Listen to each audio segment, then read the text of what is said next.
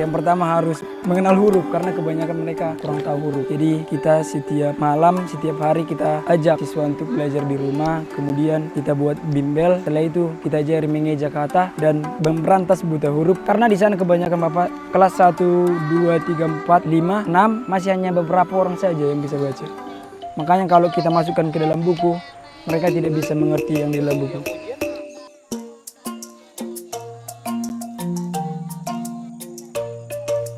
Kehadiran Tangan Pengharapan membawa dampak positif bagi anak-anak di sini. Kini mereka sudah semakin lancar membaca, menulis, dan berhitung. Dan perubahan ini sangat disambut baik oleh orang tua. Orang tua sangat senang dengan perubahan yang terjadi kepada anak-anak mereka. Walaupun tinggal di pedalaman, mereka tidak ketinggalan pendidikan.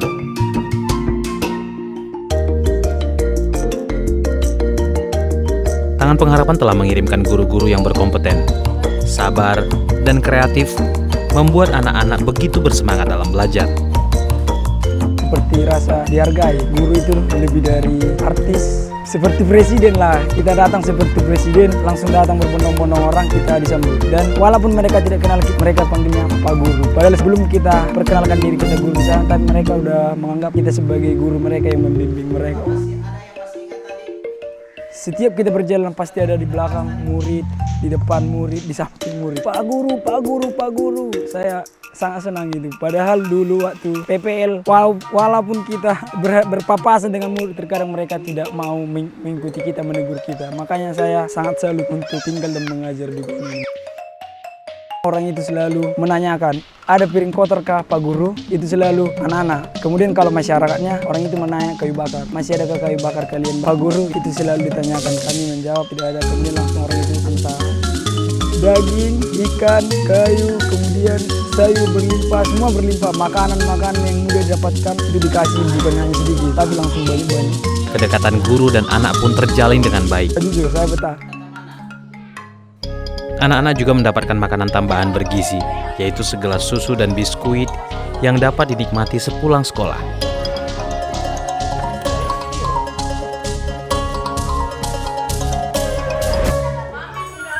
Terima kasih kepada para donatur yang telah setia mendukung program sponsorship guru pedalaman di Goni, Papua.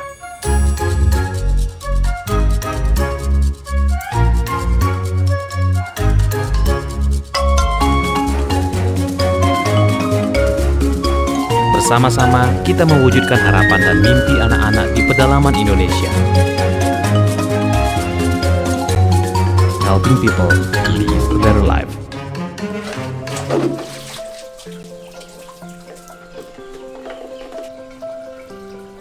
Yeni Mudah, guru Tangan Pengharapan ini mendedikasikan dirinya untuk mendidik anak-anak di pedalaman.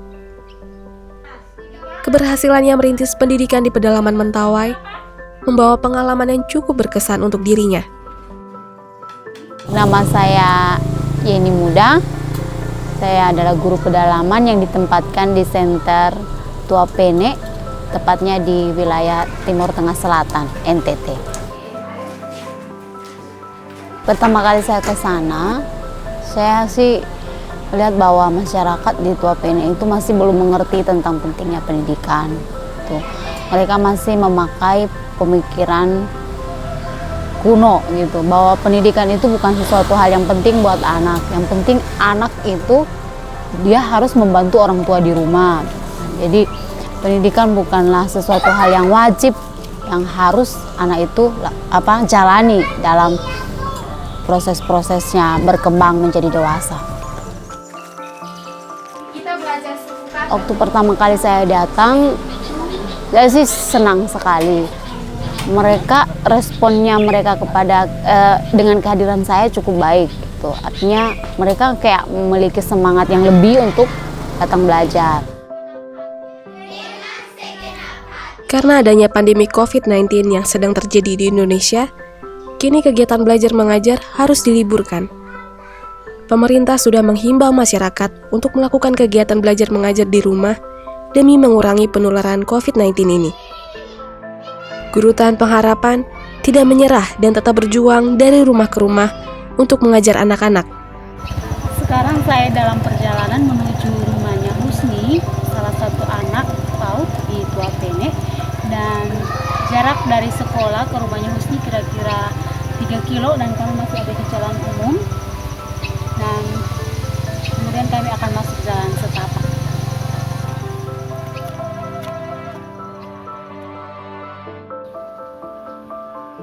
Ia percaya, setiap perjuangan yang ia lakukan tidaklah sia-sia. Setiap keringat dan kasih sayangnya pasti mampu merubah masa depan anak yang ia didik. Terima kasih kepada para partners dan donatur yang telah setia mendukung program guru pedalaman bagi pendidikan anak-anak di Timur Tengah Selatan, Nusa Tenggara Timur. Helping people live a better life.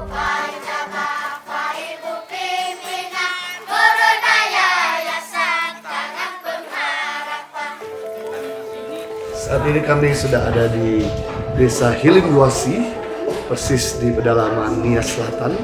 Ada 72 anak-anak di desa ini yang kami adopsi dalam pendidikan dan makanan bergizi. Mereka begitu antusias dalam menari, menyambut tamu, dan sejak dikirimnya guru Tangan Pengharapan tempat ini, akhirnya mereka mulai sekarang ini bisa berbahasa Indonesia, membaca, menulis, dan mereka punya potensi yang kelihatan sekali berkembangnya perbedaan antara 1 tahun yang lalu dengan tahun ini. Tidak semua wilayah di Indonesia sudah terbebas dari buta huruf. Tidak juga semua bisa mendapatkan makanan yang bergizi untuk dikonsumsi setiap hari. Feeding and Learning Center yang berada di Nias ini salah satu contohnya. Sulitnya mendapat bahan pangan dan minimnya kemampuan penduduk untuk membeli bahan pangan membuat masyarakat hanya bisa mengkonsumsi apa yang kebun mereka hasilkan. Karena di rumah mereka itu ya untuk makanan berat seperti nasi itu mereka sudah sering makan, tapi untuk susu itu jarang. Bagaimana mau memberi susu kalau setiap hari menderes hanya untuk membayar utang? Nah, sehingga ya dengan adanya feeding mereka sangat bersyukur karena ada penambah gizi buat anak-anak mereka. Karena ya paling mereka cuma makan sayur paku, kemudian daun ubi, ikan asin lebih banyak, dan juga suka mie. Segelas susu dan beberapa biskuit membuat mereka sangat bahagia. Terlihat dari ekspresi mereka saat menikmatinya.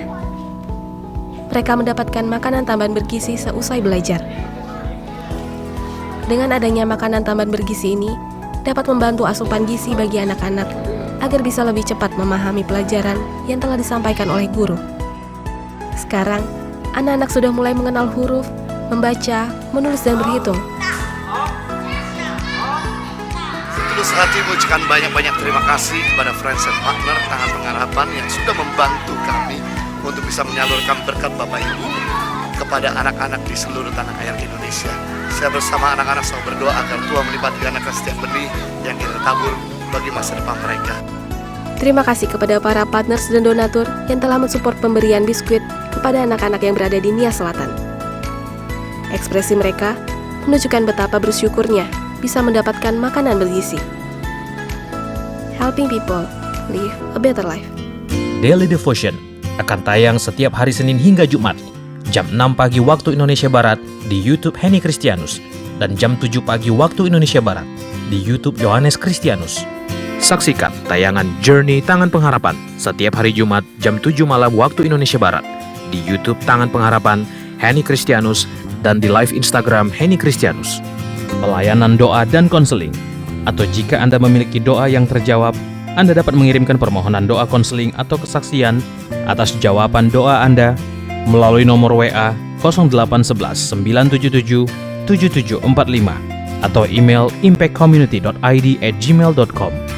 Mari bergabung dalam ibadah Minggu Impact Community Indonesia besok jam 10 pagi waktu Indonesia Barat.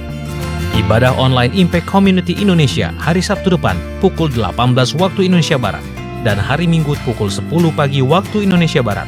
Setiap ibadah akan disertai dengan perjamuan kudus. Tangan Pengharapan memproduksi merchandise Positif by YTP dan Batik Tangan Pengharapan untuk menolong pendidikan anak-anak pedalaman Indonesia. Pembelian dapat dilakukan di online store Tangan Pengharapan, di Tokopedia, Shopee, dan WhatsApp merchandise Tangan Pengharapan di 0813 1100 5568. Bagi Bapak Ibu Saudara yang diberkati Impact Community, ingin memberikan persembahan atau donasi, dapat disalurkan ke rekening Bank Yayasan Tangan Pengharapan atau QR Code BCA Mobile, GoPay, OVO, Dana, Shopee, dan link aja.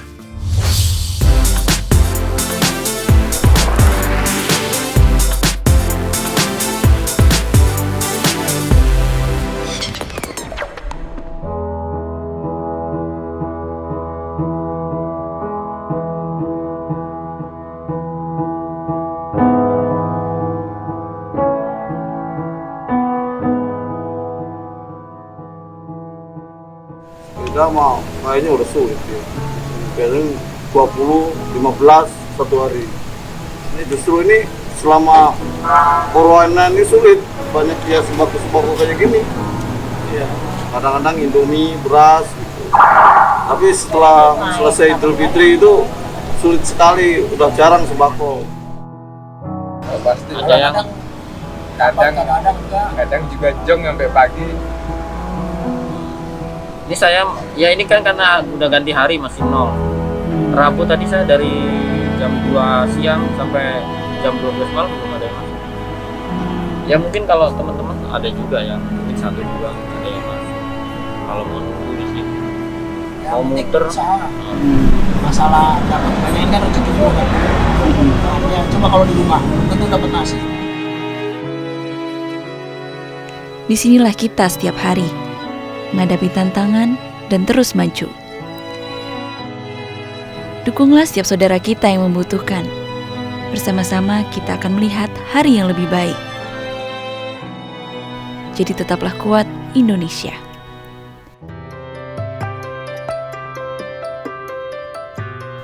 Peduli Sesama Tangan Pengharapan telah memasuki minggu ke-23. Pada minggu ini, 713 bantuan sembako telah disalurkan ke wilayah Bekasi, Rawamangun, dan beberapa wilayah pedalaman di Nias dan Mentawai. 350 paket nasi siap saji juga dibagikan di wilayah Juanda, Jembatan 5, dan Roksi. Dan pemberian dana tunai kepada 73 kepala keluarga. Total pembagian bantuan yang telah dibagikan sebanyak 3.342 APD kepada 5 rumah sakit dan puskesmas, 5.125 paket makanan siap saji beserta sarung, lotion anti nyamuk dan masker, 13.742 paket sembako yang berisi beras 5 kilo, 1 kaleng sarden, 1 kilo gula, 1 kaleng susu, 1 liter minyak, 1 bungkus kecap manis, 20 bungkus mie instan, 1 botol vitamin anak, dan 5 masker. 955 dana tunai bagi masyarakat yang membutuhkan. Bantuan ini telah disalurkan ke 110 titik lokasi yang tersebar di berbagai wilayah seperti Nias, Sumatera Utara, Mentawai, Bengkulu, Lampung, Kalimantan Barat, Kalimantan Tengah dan Timur, Jakarta, Bogor, Bekasi, Tangerang, Jawa Barat, Jawa Tengah dan Yogyakarta, Jawa Timur, Sumba, Timur NTT, Laude Sulawesi Tengah, Maluku Utara, Papua Barat, dan Papua. Bagi Bapak Ibu Saudara yang ingin ikut serta membantu dan memberikan donasi peduli sesama, dapat mengirimkan melalui rekening BCA, BNI, Mandiri, PayPal, dan juga QR Code pembayaran elektronik lainnya atas nama Yayasan Tangan Pengharapan dengan mencantumkan keterangan transfer peduli sesama. Dan mohon kirimkan bukti transfer ke call center kami melalui nomor WA 0811 977 7745.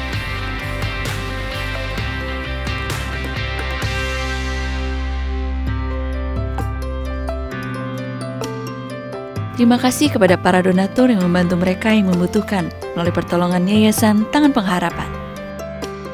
Helping people live a better life.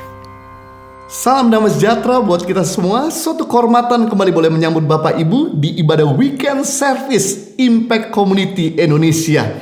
Sebentar ibadah Presorship akan dilayani oleh Franky Kuncoro dan firman Tuhan akan disampaikan oleh Henny Kristianus. Persiapkan hati kita. Saya percaya melalui firman Tuhan dan pujian penyembahan akan memberkati dan memberi keuntungan yang besar buat kita semua. Selamat beribadah. Yesaya 30 ayat 15 mengatakan, di dalam tinggal tenang itu terletak kekuatan kita. Kalau kita tenang, ada kekuatan. kekuatan. Nah kita bisa tenang gimana sih? Simple. Mazmur 62 ngomong kayak gini. Hanya dekat Allah saja aku tenang. Jadi ternyata ketenangan itu melahirkan kekuatan. Ketenangan dimulai dengan keintiman. Pakai waktu saat ini. Melekat sama Tuhan. Karena Tuhan akan memberikan ketenangan. Dan di dalam ketenangan ada kekuatan yang baru buat setiap Anda. Mari kita menyembah Tuhan bersama-sama.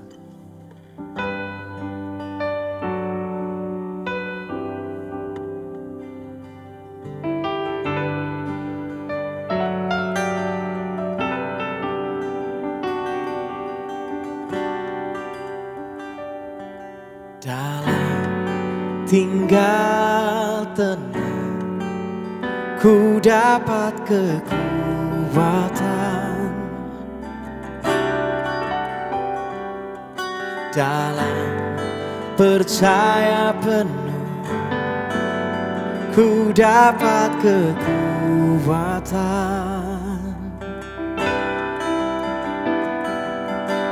Di dunia ini tak ada yang pasti, semua kan tergoncangkan. Hanya firman-Mu, hanya hadirat-Mu sumber kekuatan dan kuasa. Ku terima kekuatan,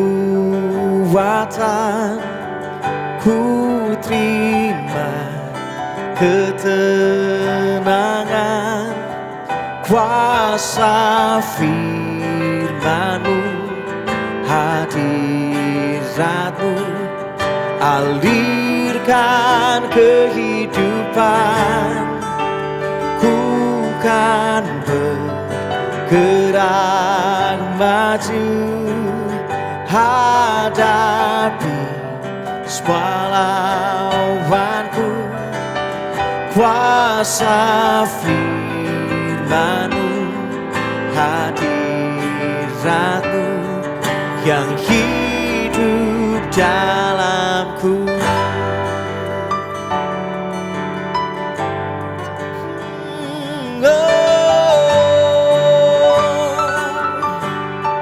Katakan dalam tinggal tenang. Dalam tinggal tenang, ku dapat kekuatan. Dalam percaya penuh, dalam percaya penuh, yes, ku dapat kekuatan.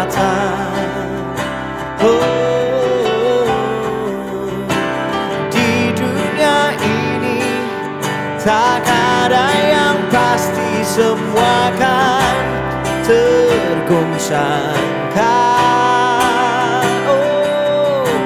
Hanya firman-Mu, hanya hadirat-Mu sumber kekuatan dan kuasa. Ku terima kekuatan, yes, ku terima ketenangan, kuasa firman-Mu, hadirat-Mu, alirkan kehidupan. Oh, ku kan bergerak maju, hadapi semua lawanku. Kuasa firman-Mu, hadirat-Mu yang hidup dalamku.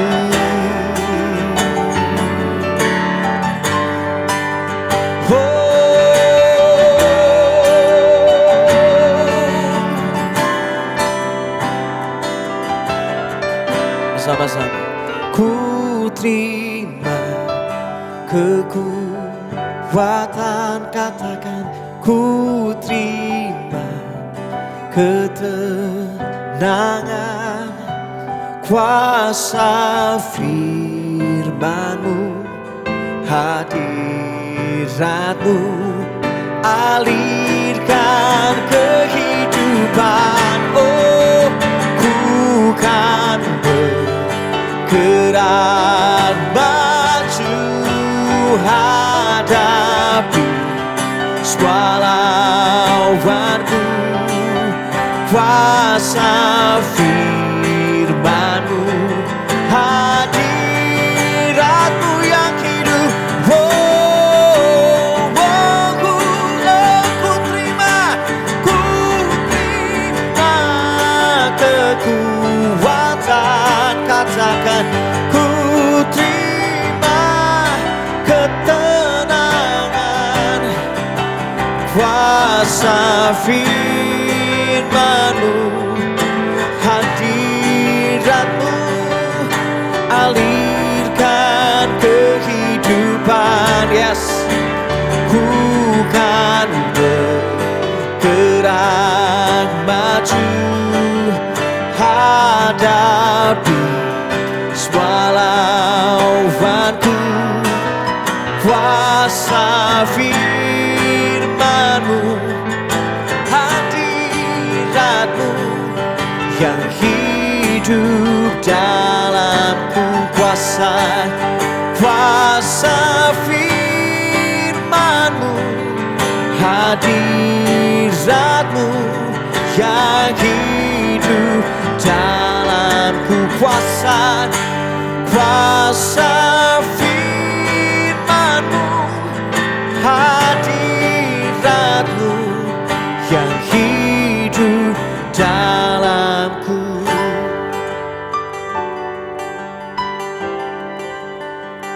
Yes. Mari terima kekuatan, ketenangan.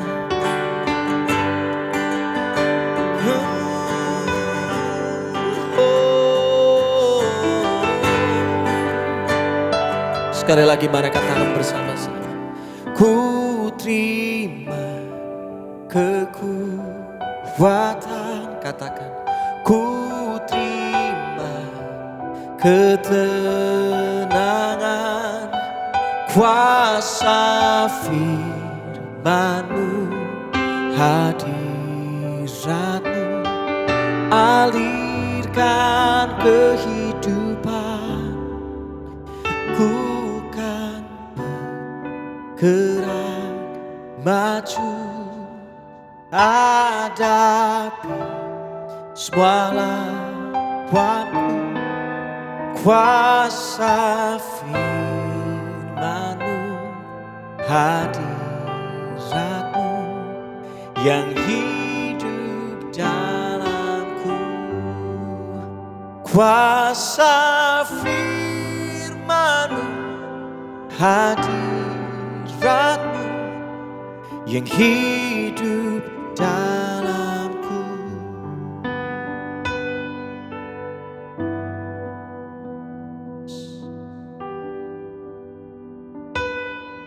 Bahwa kami tenang saat ini. Bahwa kami tenang dalam hadirat-Mu, Roh Kudus. Ya Tuhan.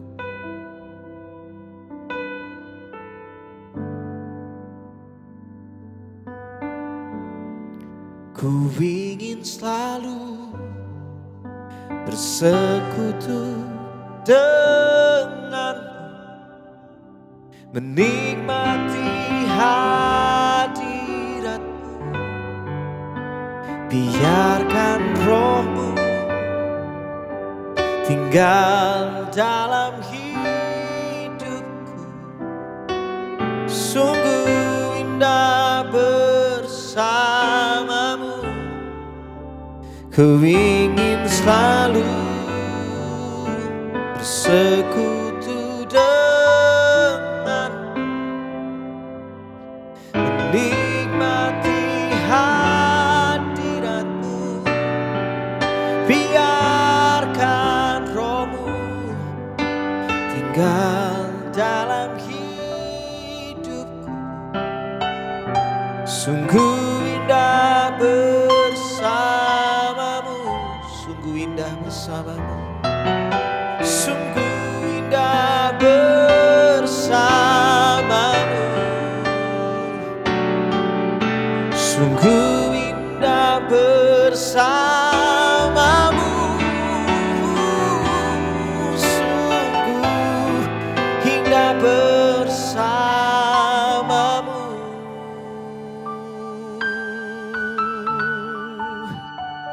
Selamanya.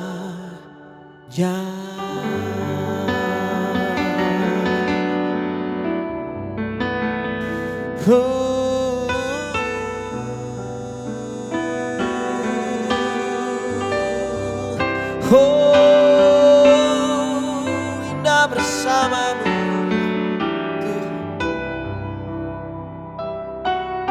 Mari kita berdoa. Bapa, kami bersyukur buat anugerah-Mu. Terima kasih untuk pemeliharaanmu ya Tuhan. Bapa, hari ini berbicaralah buat kami. Tumpahkanlah isi hati-Mu, biarlah kami boleh belajar mengerti apa yang Tuhan mau. Berikan hikmat dan wahyu supaya setiap kami boleh memahami firman-Mu dengan bahasa yang mudah kami mengerti, supaya kami bisa menghidupinya dalam hidup kami. Tolong hamba-Mu Tuhan, karena sungguh tanpa Engkau hamba tidak mampu. Mendedikasikan menit-menit ke depan ke dalam pimpinan Roh Kudus sepenuhnya. Di dalam nama Yesus kami berdoa. Amen. Hari ini saya akan menyampaikan firman Tuhan dengan tema Live No Regret. Hidup tanpa penyesalan. Pernahkah Anda mendengar iklan yang berkata, kata maaf begitu mudah diucapkan sehingga orang mudah bikin salah? Saya percaya bahwa tidak ada satu orang pun yang tidak pernah berbuat salah. Tetapi kalau kita mengerti bahwa waktu tidak bisa kembali, jangan lakukan yang akan engkau sesali. Saya percaya dalam hidup ini, setiap kita pernah memiliki penyesalan-penyesalan di masa lalu. Perkataan-perkataan yang tidak seharusnya kita ucapkan. Perbuatan-perbuatan yang seharusnya tidak kita lakukan.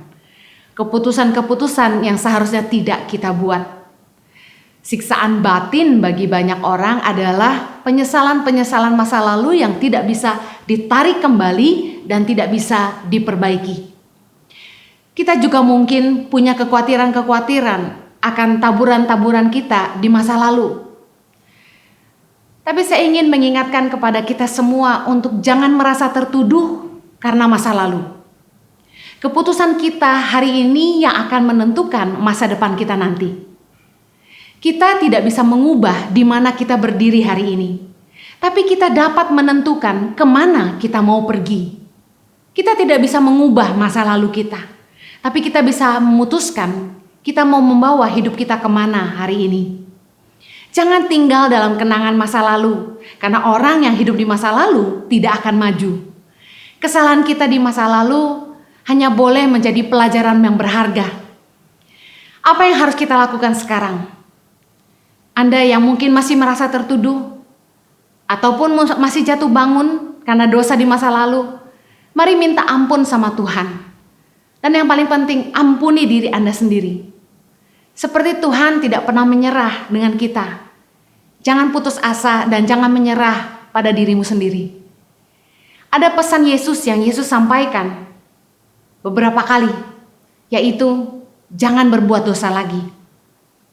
Rasul Paulus juga berkata dalam Roma 6 ayat yang ke-12, sebab itu hendaklah dosa jangan berkuasa lagi di dalam tubuhmu yang fana, supaya kamu jangan lagi menuruti keinginannya. Bagaimana kita tidak tinggal lagi di dalam dosa? Kita harus menolak keinginan dosa dalam hidup kita. Dalam Yohanes 5 ayat 14, kemudian Yesus bertemu dengan dia dalam bait Allah lalu berkata kepadanya, engkau telah sembuh, jangan berbuat dosa lagi, supaya padamu jangan terjadi yang lebih buruk. Yesus berpesan di dalam banyak ayat untuk orang-orang yang ia sembuhkan untuk tidak berbuat dosa lagi. Bahkan kepada perempuan yang kedapatan berbuat zina, Yesus pun tidak menghakimi dia, tapi Yesus berpesan, pergilah dan jangan berbuat dosa lagi.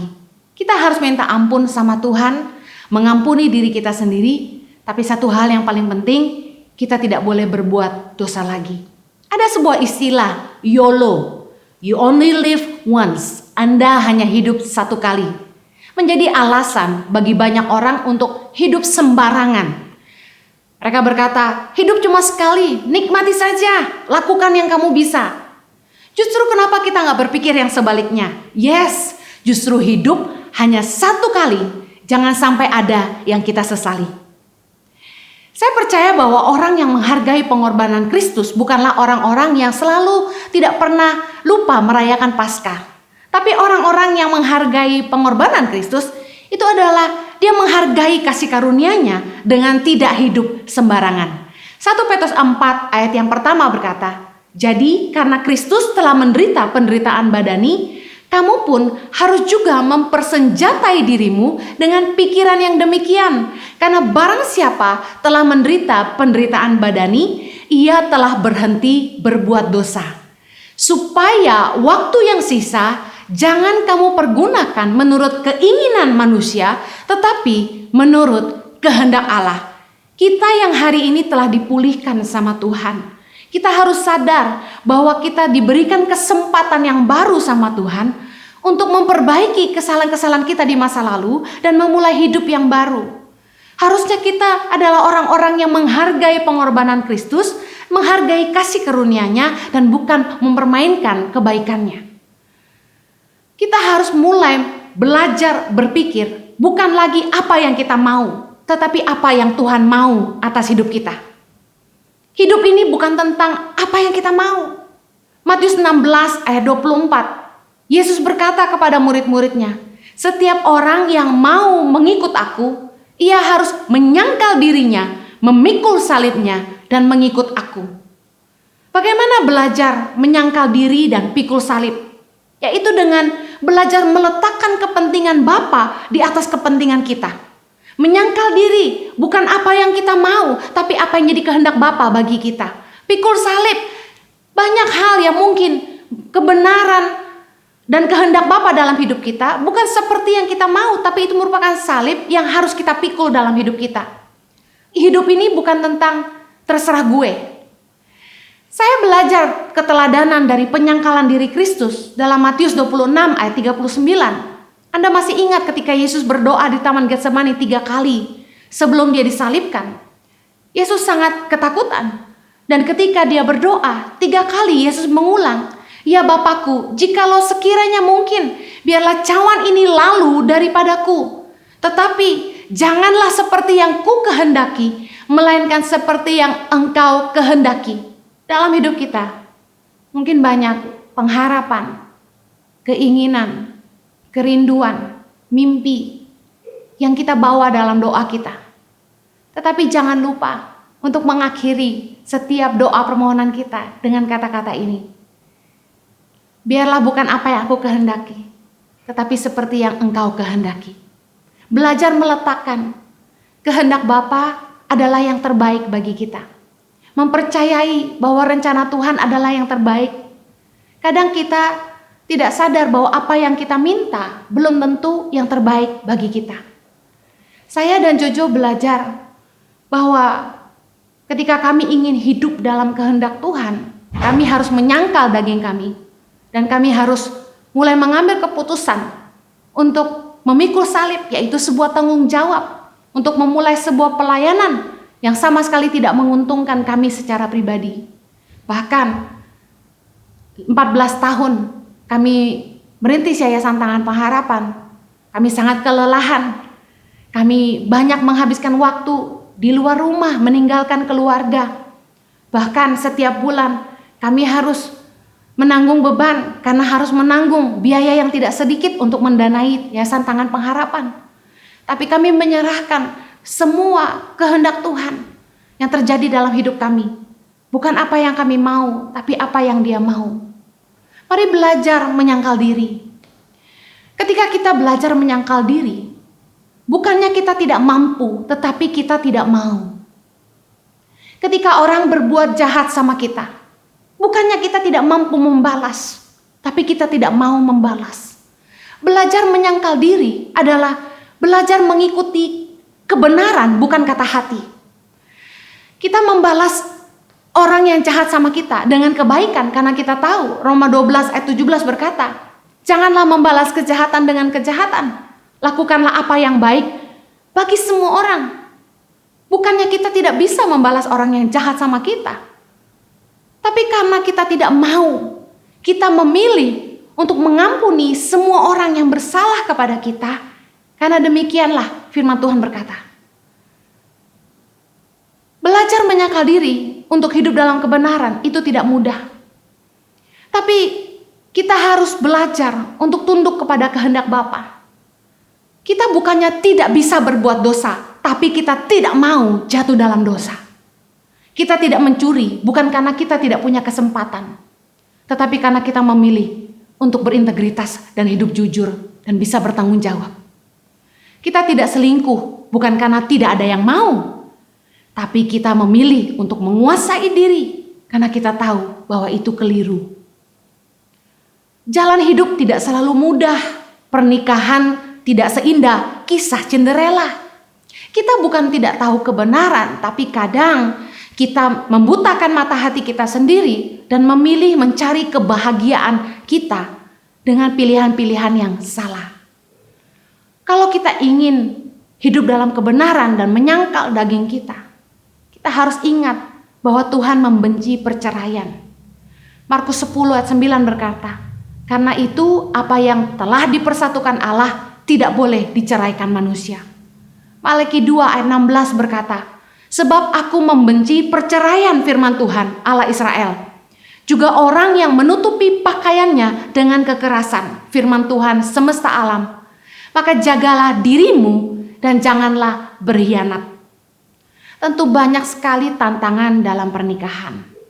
Ketika suami tidak bisa menafkahi, ketika suami tidak bisa menghargai, tidak bisa memberikan rasa aman bagi keluarga, tidak jadi imam dan tidak jadi raja.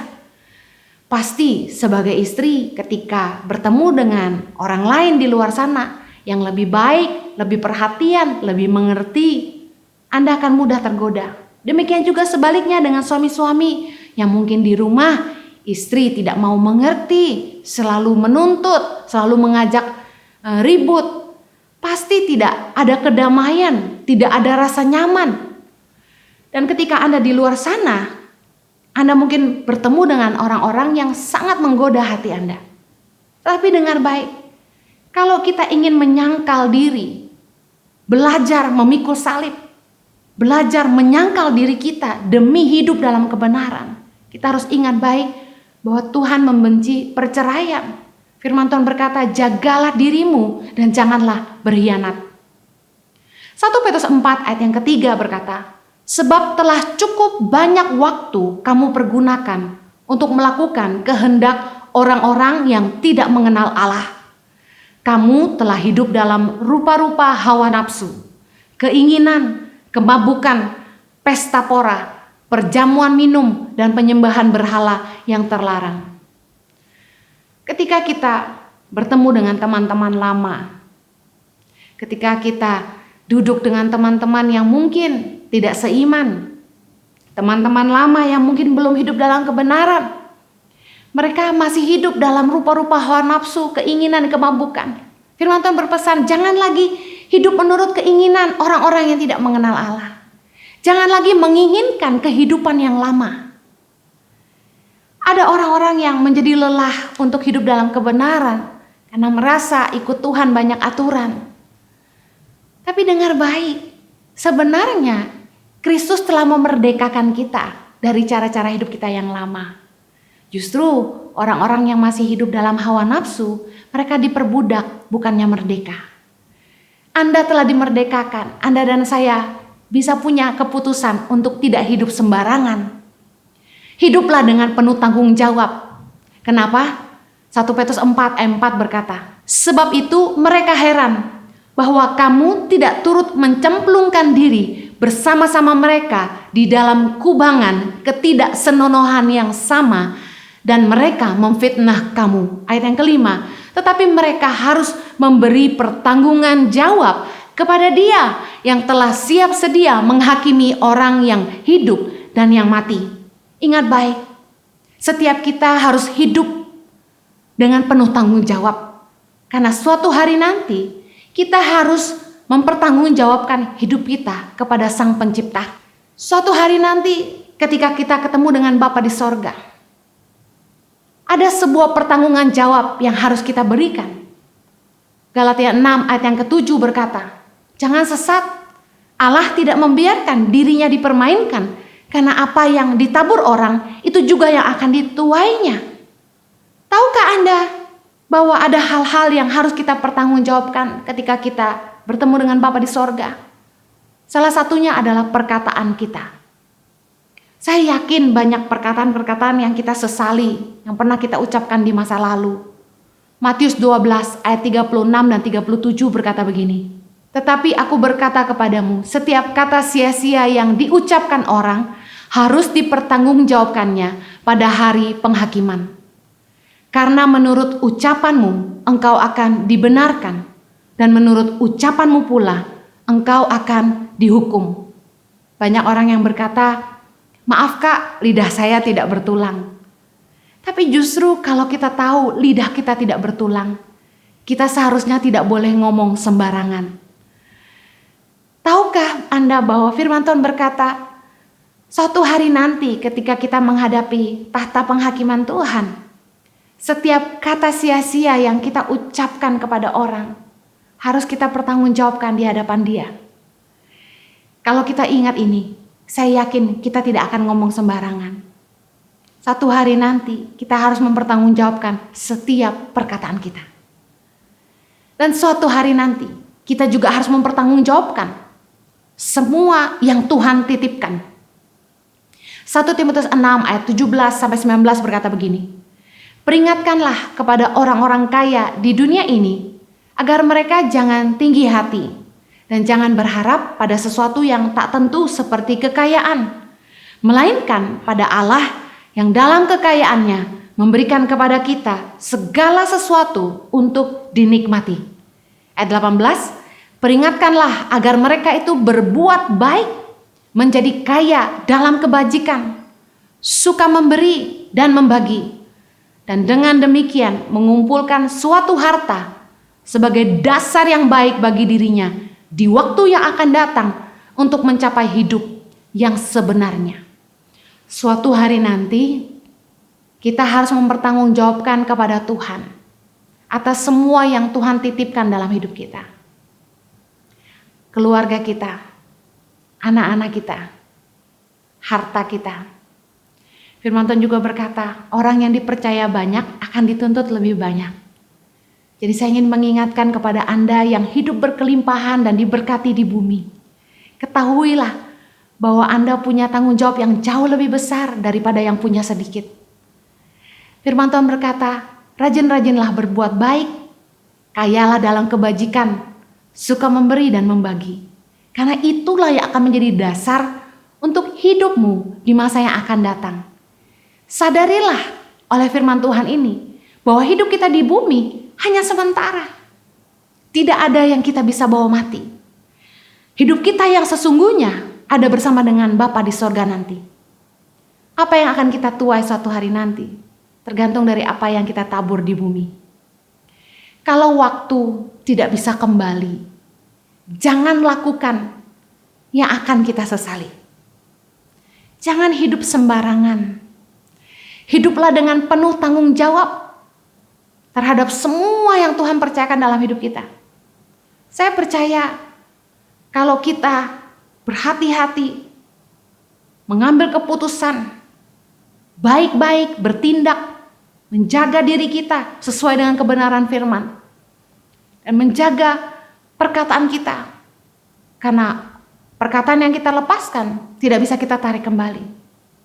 Kita harus mengingat bahwa semua yang kita lakukan, kita ucapkan, apapun yang Tuhan percayakan, harus kita pertanggungjawabkan di hadapan Bapa nanti. Justru karena waktu tidak bisa kembali dan hidup cuma sekali, jangan lakukan yang akan kita sesali. Anda tidak bisa mengubah di mana Anda berdiri hari ini, tapi Anda dapat menentukan kemana Anda mau pergi. Minta ampun sama Tuhan atas kesalahanmu, ampuni dirimu sendiri, dan jangan ulangi lagi. Mulai hidup yang baru, saya percaya Tuhan akan selalu memampukan kita untuk selalu hidup dalam kasih karunia-Nya.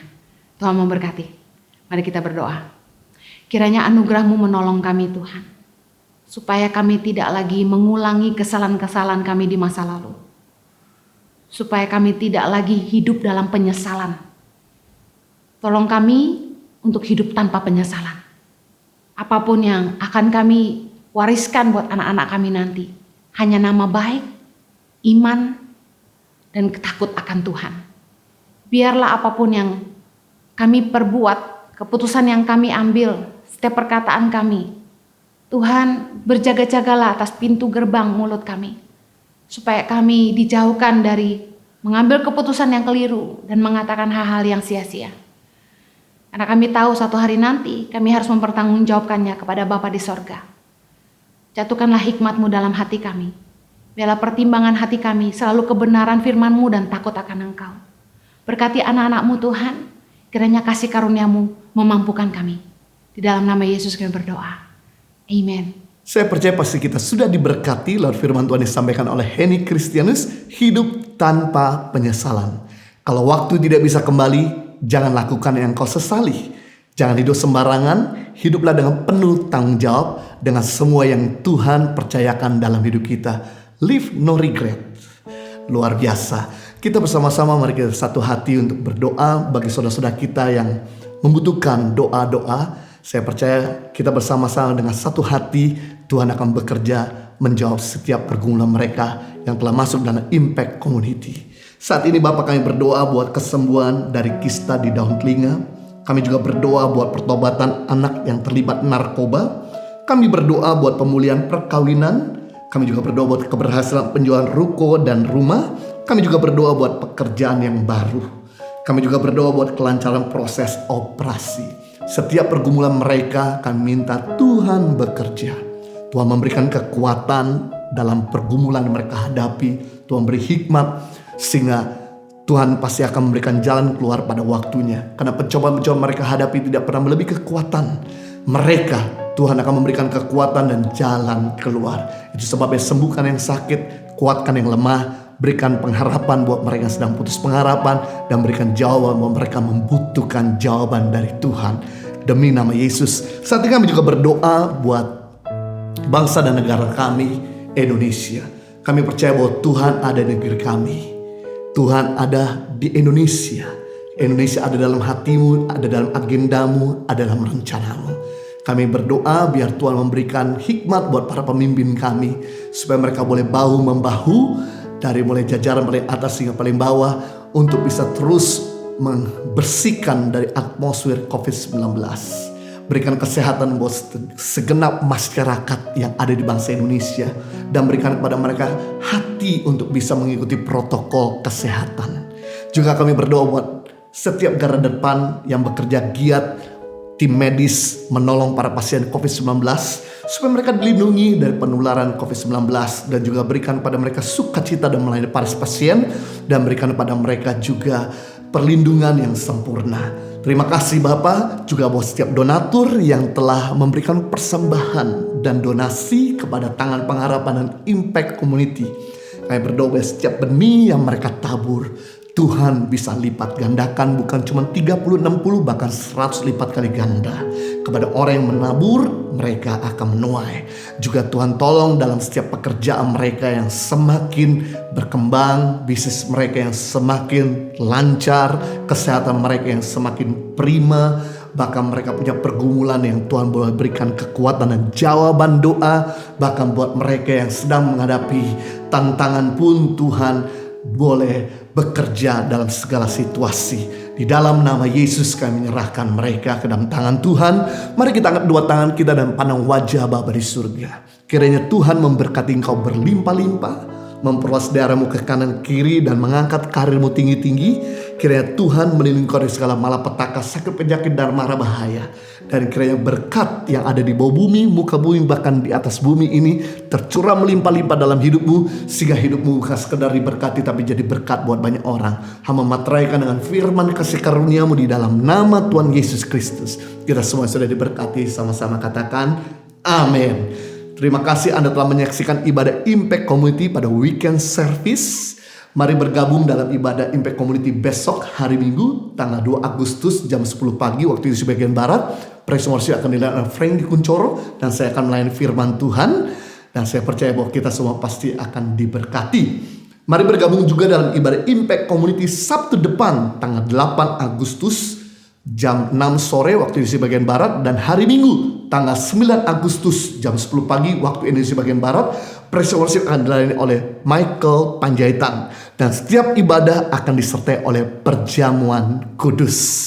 Dalam hal ini kami juga ingin memberikan praise report, ucapan syukur atas kebaikan Tuhan yang telah menjawab doa saudara dan saudari kita yang telah bersaksi melalui Impact Community. Yang pertama, kesepakatan harga baik dengan pembelian atas penjualan ruko. Yang kedua, pemulihan hubungan dengan keluarga. Yang ketiga, keteguhan hati untuk menjadi pengikut Kristus dan dibaptis.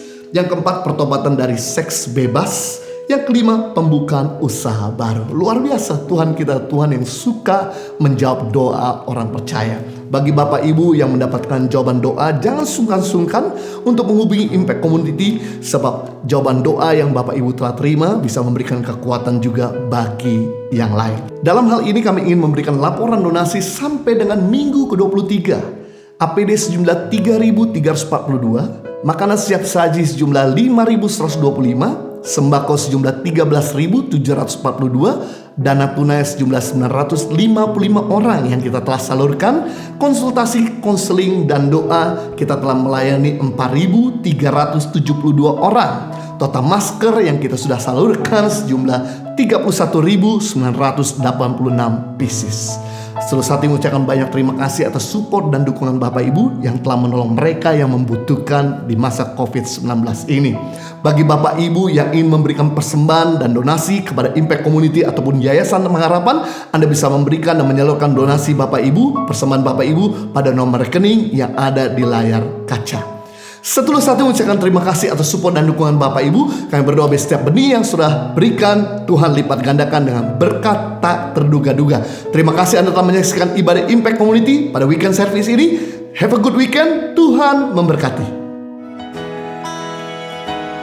Ini doa kami bagi Indonesia. Yes.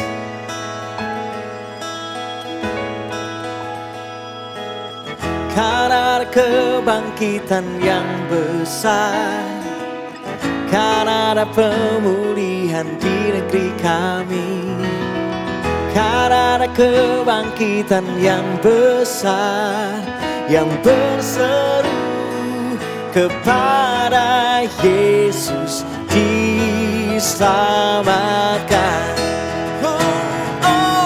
Karena ada kebangkitan yang besar, karena ada pemulihan di negeri kami. Yes.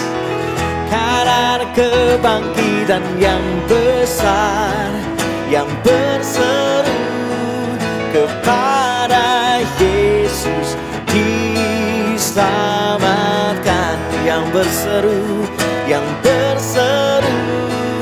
kepada Yesus diselamatkan. Yang berseru kepada Yesus diselamatkan.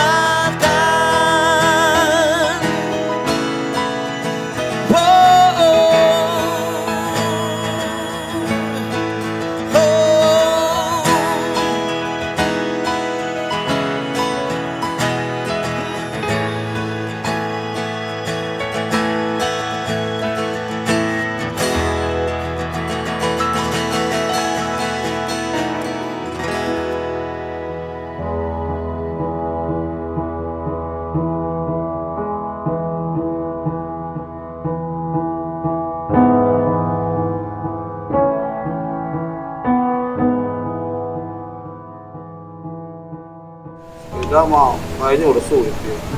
Kayaknya 20, 15 satu hari. Ini justru ini selama corona ini sulit, banyak ya sembako kayak gini. Iya.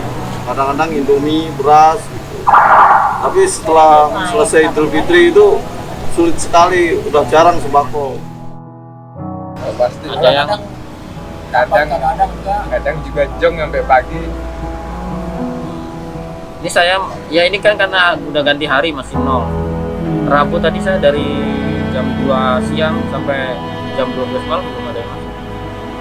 Ya mungkin kalau teman-teman ada juga yang mungkin 1-2 ada yang masuk. Kalau mau nunggu di sini, mau muter. Masalah dapat banyak kan rezeki juga. Ya, coba kalau di rumah tentu dapat nasi. Disinilah kita setiap hari, menghadapi tantangan dan terus maju.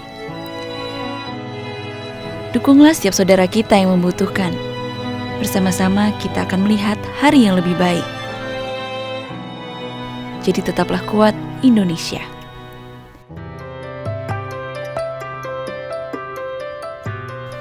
Peduli Sesama Tangan Pengharapan telah memasuki minggu ke-23. Pada minggu ini, 713 bantuan sembako telah disalurkan ke wilayah Bekasi, Rawamangun, dan beberapa wilayah pedalaman di Nias dan Mentawai. 350 paket nasi siap saji juga dibagikan di wilayah Juanda, Jembatan 5, dan Roksi.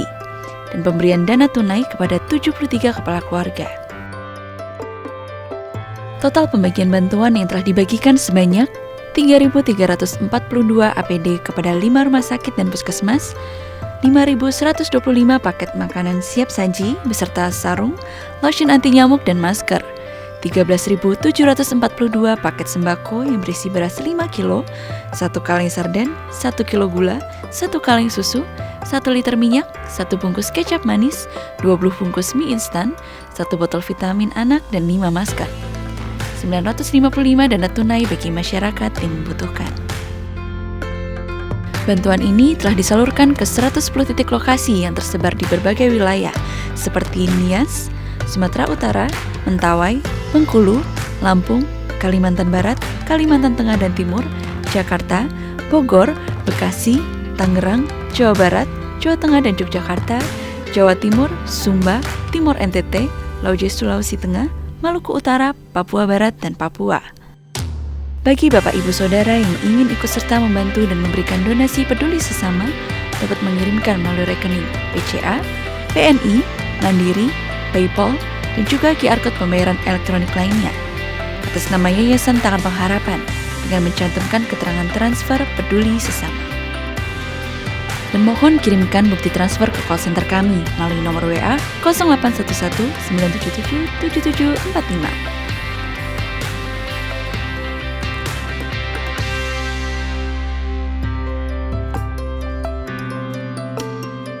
Terima kasih kepada para donatur yang membantu mereka yang membutuhkan melalui pertolongan Yayasan Tangan Pengharapan. Helping people live a better life.